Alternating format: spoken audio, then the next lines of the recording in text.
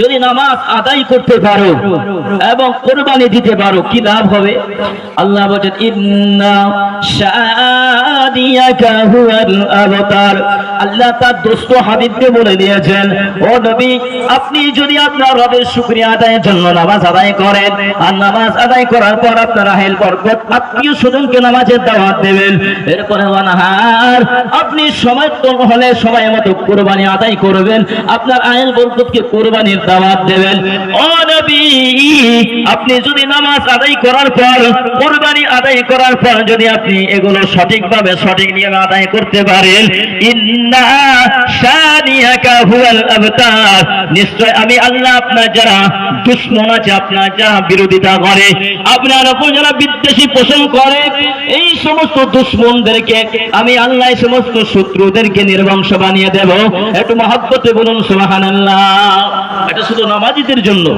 আল্লাহ বলেন, হে নামাজীরা, তোমরা যদি দৈনিক 5 ওয়াক্ত নামাজ আদায় করতে পারো, এই নামাজের ফজিলতে আমি আল্লাহ তোমার যাবতীয় প্রশংসা, যাবতীয় জরুরত থেকে তোমাকে হেফাজত করব। বলুন সুবহানাল্লাহ। এই নামাজ আমরা কিভাবে আদায় করব? আমরা এক শ্রেণীর মুসলমান নামাজ পড়তেছি, 20 বছর 22 বছর 25 বছর ধরে নামাজ পড়ছি, কিন্তু আমার আত্মা এত শুদ্ধ নাই, আত্মা এত পড়তে জানি না, রুকু জানি না, সিজদা জানি না। এই নামাজ পড়ে আমার কোনো কাজ আসবে না। আল্লাহ বলছেন, ওই সমস্ত ভুল নামাজীদের নামাজ আল্লাহর কাছে কবুল হবে, গ্রহণযোগ্য হবে, যে সমস্ত ভুল নামাজীরা তার নামাজকে সব সময় অন্ততপক্ষে দিনে 10 মিনিটও না হলে নামাজটা শুদ্ধ এবং শিখার চেষ্টা করে। বলুন সুবহানাল্লাহ। আমি শিখার চেষ্টা করলাম না, নিজেকে পরিবর্তন করার চেষ্টা করলাম না, তাহলে আমার জন্য ভুল নামাজ আমার জন্য নাজাতে জারিয়া হতে পারবে না। এই নামাজের এত ফজিলত বলা হয়েছে। আল্লাহর হাবিব সাল্লাল্লাহু আলাইহি ওয়াসাল্লাম বলেছেন, ক্বালা নবী সাল্লাল্লাহু তাআলা আলাইহি ওয়াসাল্লাম, মান তারাকা সালাতা মুতাআম্মিদান ফাকাদ কাফার। যে ব্যক্তি সুস্থ শরীর থাকা অবস্থায় ইচ্ছাকৃতভাবে কোনো কাজ নাই, কোনো অজুহাত নাই, বিনা অজুহাতে সুস্থ শরীর থাকা অবস্থায় ইচ্ছাকৃতভাবে 1 রাকাত নামাজকে ছেড়ে দিল, ওই ব্যক্তি কুফরি করলো। জোরে বলুন নাউযুবিল্লাহ। আর কুফরি মানে হচ্ছে কাফেরের কৃত কর্ম থেকে কুফরি বলা হয়। আল্লাহর নবী বলেছেন, বেনামাজির জন্য এত ভয়ঙ্কর আযাব হবে।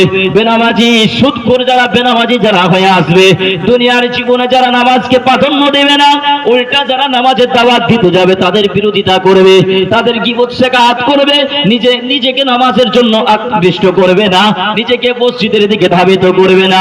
রাসূলুল্লাহ সাল্লাল্লাহু আলাইহি ওয়াসাল্লামের সাহাবী হযরত ওমর ফারুক রাদিয়াল্লাহু তাআলা আনহু বলেছেন, বেনামাজির জন্য কবরের ভিতরে ৭৭টা সাপ বিচারিত করা হবে। বেনামাজির কবরে কোনো প্রশ্ন হবে না, বিনা প্রশ্নই তার কবরে আযাব হবে। আর বেনামাজিকে আসমান জমিন এতটা ঘৃণা করে কেমন ভাবে? হযরত ওমর খলিফার যুগে দ্বিতীয় খলিফা হযরত ওমর ফারুক একদিন আপনার সিংহাসনে বসে আছেন, রাজ্য চালাতেছিলেন। এমন তো অবস্থা একজন মহিলা, বৃদ্ধ মহিলা আপনার খালি ডোল নিয়ে চলে আসেন ওমরের কাছে। খলিফাতুল মুসলিমিন হযরত ওমরকে ডাক দিয়ে বলছেন, ও খলিফাতুল মুসলিমিন হযরত ওমর। বলে, বুড়িমা কি হয়েছে? বলে, ও ওমর, আমি শুনেছি আপনার কাছে কেউ বিচার চেয়ে নাকি খালি হাতে ঘুরে যায় নাই, আপনি নাকি নাই বিচারক, আপনি নাকি নাই প্রতিষ্ঠাতাকারী, তাই আমি আপনার কাছে বিচার আনলাম, আপনি আমার একটা ছোট সমাধান করে দেন। হযরত ওমর বলেন, কি সমাধান? বুড়িমা ডাক দিয়ে বলে, ও ওমর, আমার এই ডোলের ভিতরে কেরোসিন তেল আনতেছিলাম, কেরোসিন তেল ডোল ফুটো থাকার কারণে মরুভূমির প্রান্তরে তেলটা পড়ে যায়, এক পর্যায়ে ওই পানি তেলটা মরুভূমির পানিতে শুকায়া যায়। এইভাবে যখন শুকায়া গেল, আমাকে ওই তেলটাই ওখান থেকে এনে দিতে হবে। বুড়িমা বলছেন হযরত ওমরকে, যে ওমর, আমার যে তেল আমি আনতেছিলাম, এই তেলটা মরুভূমিতে পড়ে গেল, আর তেলটা মরুভূমিতে চুষে খেয়ে নিয়েছে। কি অপরাধ ছিল আমার? আমার তেলটা আমাকে ফেরত দিয়ে দাও। প্রিয় ভাইরা আমার, আল্লাহর নবী সাহাবী হযরত ওমর ফারুক রাদিয়াল্লাহু তাআলা আনহু বলতেছেন, ও বুড়িমা, আমার বাইতুল বান্দারের ভিতরে বহুত তেলের ঢোপ সাজানো আছে, এই তেলের ভিতর থেকে তোমার যতটা তেল লাগবে তুমি নিয়ে যাও। বুড়িমা ছিল খুবই বুদ্ধিমান, খুবই জ্ঞানী গুণী মানুষ ছিল।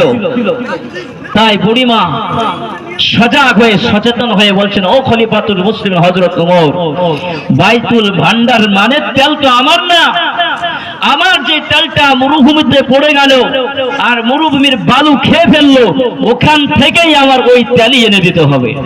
খলিফাতুল মুসলিমিন হযরত ওমর বলছেন, তা তো সম্ভব না। মানুষ যদি নিত, মানুষের কাছ থেকে সেই তেলটা আদায় করা যেত, কিন্তু তোমার তেল জমিনে পড়ে গিয়েছে, অতএব ওই জমিন থেকে তেল আনা সম্ভব না। বুড়িমা বলছেন, খলিফাতুল মুসলিমিন, আমি ওটা বুঝি না, আমার যে তেল হারিয়ে গেছে আমি ওই তেলটাই নিব। বলুন সুবহানাল্লাহ। হযরত ওমর ফারুক রাদিয়াল্লাহু তাআলা আনহু, আব্বাজি আমার ভাইজান সোনামণিরা, ঘরের ভিতরে চলে গেলেন। বিচার করার জন্য একটা চামড়ার চাবুক রাখা ছিল, ওই চাবুকটাকে নিয়ে বুড়িমাকে সঙ্গে করে নিয়ে ওই মরুভূমির প্রান্তরে চলে গেলেন এবং বুড়িমাকে ডাক দিয়ে বলা হলো, ও আম্মা জান, আপনার তেল কোন জায়গায় খেয়েছে ওই জায়গাটা একবার দেখিয়ে দেন। বুড়িমা ডাক দিয়ে বলে, ও খলিফাতুল মুসলিমিন হযরত ওমর, এই জায়গাটার ভিতর থেকে আবার তেল খেয়ে নিয়েছে। হযরত ওমর ডাক দিয়ে ওই মাটিটাকে ইঙ্গিত করে বলতে লাগলেন, এরে মরুভূমির বালুকার মাটি, তুমি এই জায়গাতে কেন বুড়িমার তেলটা খেয়ে নিয়েছো বলো? তুমি যে বুড়িমার তেলটা খেয়ে নিয়েছো, ওই তেলটা আমাকে ফেরত দাও। এবার বলেন, এই মাটিতে যদি আমার তেল পড়ে যায়, এখন যদি এই মাটিকে আমি বলি, এটা সম্ভব হবে? সম্ভব না। কিন্তু আল্লাহ বলেন, ঈমানদার যারা হবে, যারা শিরিক মুক্ত, বেদাত মুক্ত, নিশা দ্রব্য মুক্ত, কুফরি মুক্ত যারা ঈমানদার হবে, তাদের জন্য কিছু কিছু ক্ষমতা আমার আল্লাহ দিয়ে দেয়। জোরে বলুন সুবহানাল্লাহ। তাই বলে তাকে বড় ওলি বানিয়ে দিন না, আল্লাহ কিছু কিছু ক্ষমতা দেয়, এটা আল্লাহর নির্দেশনা। তাই হযরত ওমর ওই জায়গাতে গিয়ে আওয়াজ দিয়েছে, এই বালুকার মাটি, তুমি যে বুড়িমার তেলটা খেয়েছো, কেন খেলে? ওই তেলটা তুমি ফেরত দাও। একবার, দুইবার, তিনবার, তিনবার বালুকার মাটিকে আদেশ করা হলো, ও মরুভূমির বালুকা,